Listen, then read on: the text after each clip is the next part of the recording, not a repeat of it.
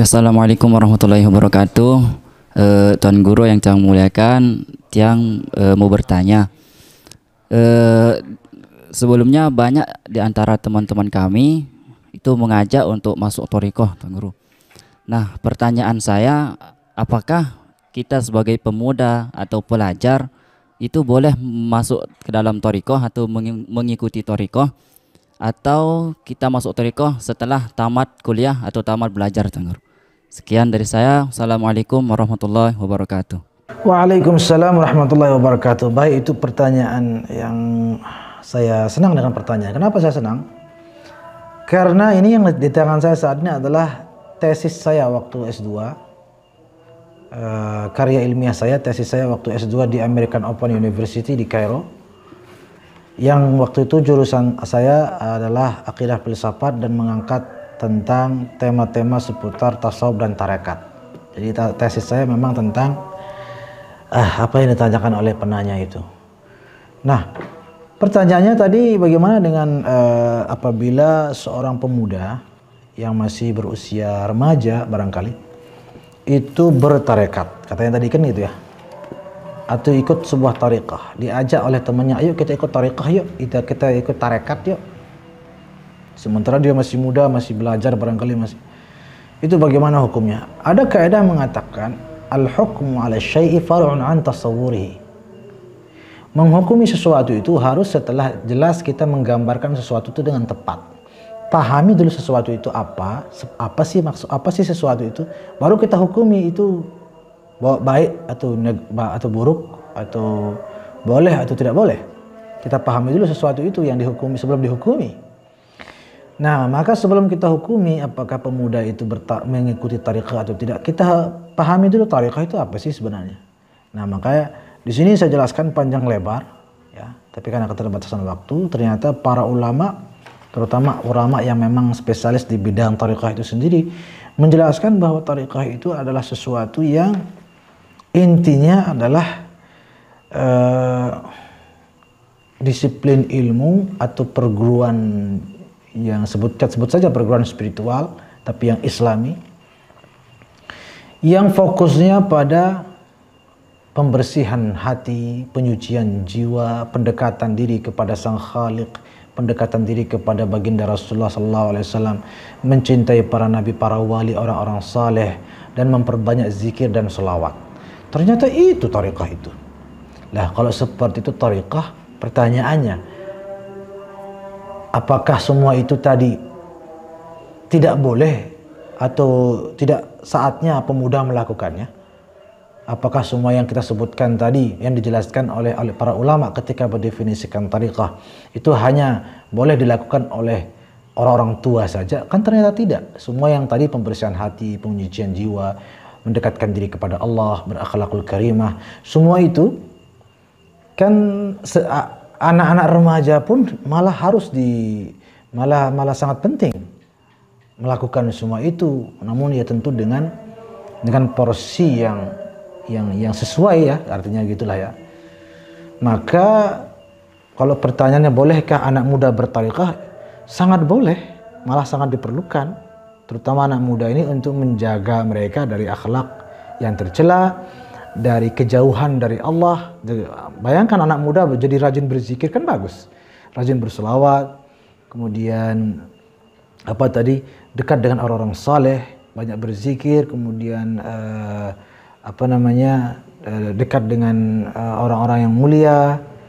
Maka itu tentu saja adalah hal yang baik dan dimuliakan di dalam Islam, selama tariqah yang diikutinya itu adalah tariqah yang memang benar-benar sesuai dengan apa yang didefinisikan oleh para ulama tentang tariqah tersebut.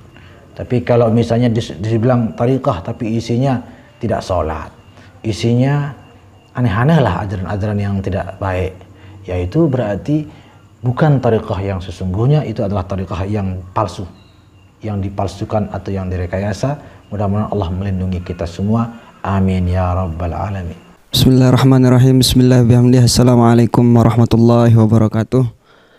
Bapak Tuan Guru, Tiang mau bertanya tentang seputaran tasawuf atau thariqah, mengenai tentang atau pengalaman Plunggus tentang thariqah ini. Seperti apa thariqah yang baik untuk kita ikuti serta kita amalkan. Dan pertanyaan yang kedua niki Bapak Tuan Guru, ada sebuah thariqah yang mana dalam amalan zikirnya itu menutup mata sambil bergoyang ke kanan dan ke kiri, membayangkan wajah gurunya atau membayangkan wajah mursyidnya. Bagaimana hukum itu di dalam syariat Islam? Apakah termasuk syirik atau tidak? Kurang lebihnya saya mohon maaf Bapak Tuan Guru. Wallahul muwaffiq wal hadi ila sabilir rasyad. Assalamualaikum warahmatullahi wabarakatuh. Waalaikumsalam warahmatullahi wabarakatuh. Ya, ini juga pertanyaan yang masih berhubungan dengan pertanyaan sebelumnya, yaitu tentang tarekat. Sebelumnya ditanyakan boleh gak anak muda ikut tarekat. Sudah kita jawab, selama tarekatnya itu memang mengajarkan tarekah yang sesungguhnya, yaitu berzikir, berselawat, beribadah, mendekatkan diri kepada Allah, membersihkan hati, memperbanyak istighfar, dekat dengan orang-orang saleh, yaitu jelas anak muda juga sangat dianjurkan. Mungkin ungkapan jangan dulu ikut tarekat itu karena ada mindset bahwa tarekat itu bikin gila, ya. Mungkin ada orang-orang yang banyak masuk rumah sakit jiwa ternyata didiagnosa ikut tarekat misalnya. Maka itu harus dipahami bahwa tarekat-tarekat yang seperti itu bukan tarekat yang baik dan benar di dalam syariat Islam. Itu hanya berkedok tarekat. Sebenarnya itu bukan tarekat. Karena tarekat yang benar sebagaimana didefinisikan oleh para ulama kita adalah yaitu memperbaiki akhlak, membersihkan hati, mendekatkan diri kepada Allah, dekat dengan para nabi dan orang-orang saleh, maka itu adalah suatu hal yang baik. Dengan demikian, menjawab pertanyaan tadi seperti apa tarekat yang baik untuk diikuti adalah yaitu tarekat yang benar-benar mengamalkan atau mengajarkan apa yang diajarkan dalam Islam yang berhubungan dengan apa yang kita sebutkan tadi, pembersihan hati, mendekatkan diri kepada Allah dan seterusnya. Jika isi daripada tarekat apapun, namanya Naqsyabandiyah, Qadiriyah, Rifa'iyah, Dusuqiyah, Badawiyah, Ahmadiyah, ya, ada tarekat Ahmadiyah ya. Kemudian Syazuliyah, Khalwatiyah dan lain-lain, apapun namanya, selama isinya benar-benar dan gurunya, mursyidnya tarekat tersebut benar-benar mengajak kepada Al-Quran dan Sunnah, mengamalkan Al-Quran dan Sunnah, mengamalkan maqam ihsan yang diajarkan oleh baginda Rasulullah SAW, maka itu sudah baik untuk diikuti. Tetapi kalau isinya sudah tidak perlu salat itu hanya kulit, ya, di sini ayo mari kita tamatkan sembahyang kita. Nah, kalau itu tinggalkan. Itu bukan tarekat yang baik dan benar. Itu namanya sekte kebatinan yang sesat dan menyesatkan. Hanya aliran kebatinan yang berkedok tarekat. Padahal sama sekali itu bukan ajaran daripada tarekat. Lalu bagaimana dengan tarekat yang di dalamnya tadi ditanyakan, dengan di dalamnya ada cara berzikir yang disebutkan tadi bergoyang kiri dan kanan, tutup mata, membayangkan wajah guru, mursyid dan seterusnya lah ya. Ada namanya waktu saya mengaji di masjid dari seorang waliullah, yaitu Al-Arif Billah As-Sayyid Mukhtar bin Ali Muhammad Ad-Dusuqi Al-Maliki Al-Husaini radhiyallahu anhu.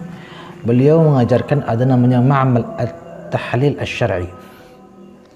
Apa maksudnya? Bisa kita terjemahkan dengan laboratorium syariat.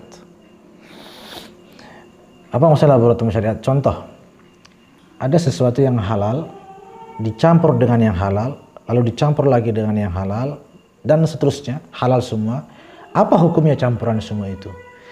Kalau isinya halal semua, maka hukumnya halal. Misalnya air putih halal, gula halal, kopi halal, semuanya itu bagaimana hukumnya? Hukumnya halal. Tetapi misalnya kopi, kemudian gula, kemudian air putih, lalu kemudian dicampur pula dengan beberapa tetes daripada khamr. Halal, ada haramnya, maka hukumnya menjadi haram. Nah, semoga bisa dipahami, zikir itu sendiri hukumnya apa? Halal, bagus. Bergoyang itu sendiri hukumnya apa? Sekarang kita mulai mencampurnya sekarang. Bergoyang, goyang halal. Apalagi goyangnya misalnya goyang yang memang yang layak lah gitu. Ya, bukan bergoyang seperti artis-artis dangdut, tidak ya.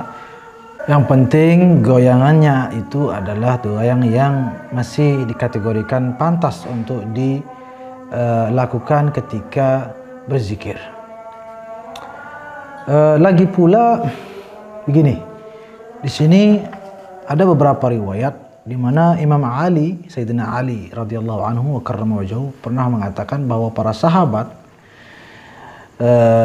itu berzikir, kata beliau, madu kama yamidu syajaru fi yawmir rih atau kama qala karramallahu wajhah. Beliau mengatakan, Imam Ali, para sahabat itu ketika berzikir, mereka berzikir itu bergoyang seperti pepohonan ditiup oleh angin yang kencang. Itu kata Imam Ali. Artinya apa? Berarti para sahabat itu berzikir itu bergoyang. Sampai Imam Ali mengatakan seperti pohon yang ditiup angin yang kencang. Maka jelas itu adalah hal yang diperbolehkan. Lagi pula, bukankah kita ya, anak kecil, kalau dia baca Quran akan bergoyang? Kita kalau baca, bukankah memang sudah alamiah, natural dari dalam, kita akan bergoyang, auzubillahi minasyaiton, ataupun kiri kanan dan kanan. Lalu kenapa kita persoalkan ketika orang berzikir kemudian bergoyang? Begitu juga soal posisi tidak masalah, mau duduk mau berdiri, Allah mengatakan qiyaman wa qu'udan wa ala junubikum. Nah, sama halnya dengan tutup mata. Tutup mata, ada apa dengan tutup mata? Tidak masalah.